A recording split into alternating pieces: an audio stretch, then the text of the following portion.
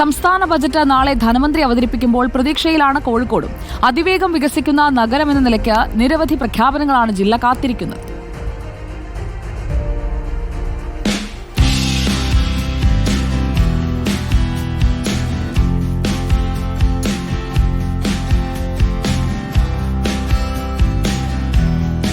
കഴിഞ്ഞ ബജറ്റിലെ പ്രഖ്യാപനങ്ങൾ പലതും ഇന്നും കടലാസിൽ ഉറങ്ങുകയാണ്. എങ്കിലും ആരോഗ്യ ടൂറിസം ഹബ്ബും ജില്ലയിലെ ടൂറിസം കേന്ദ്രങ്ങളെ കോർത്തിണക്കി ടൂറിസം സർക്യൂട്ടും ഗതാഗത കുരുക്കഴിക്കാൻ മെട്രോയുമെല്ലാം കോഴിക്കോടിന്റെ ആവശ്യകതകളാണ്. നഗരത്തിലേക്കുള്ള ദീർഘദൂര ബസ്സുകളുടെ സർവീസ് ക്രമീകരിക്കാനുള്ള മൊബിലിറ്റി ഹബ്ബ്, കാടുമൂടിയ മാവൂരിലെ ഗോളിയോറയൻസ് ഭൂമിയിലെ ടെക്നോളജി വ്യവസായം, IT മേഖലയിലെ കുതിപ്പിനുതകുന്ന മറ്റ് പ്രഖ്യാപനങ്ങളും പ്രതീക്ഷയാണ്.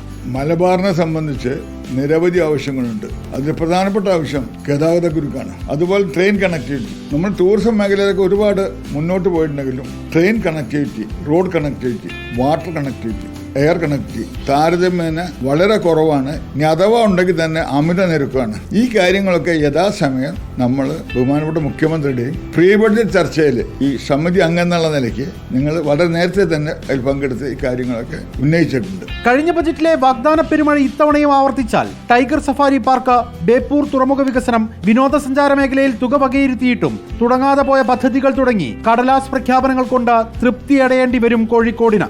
റിപ്പോർട്ടർ, കോഴിക്കോട്.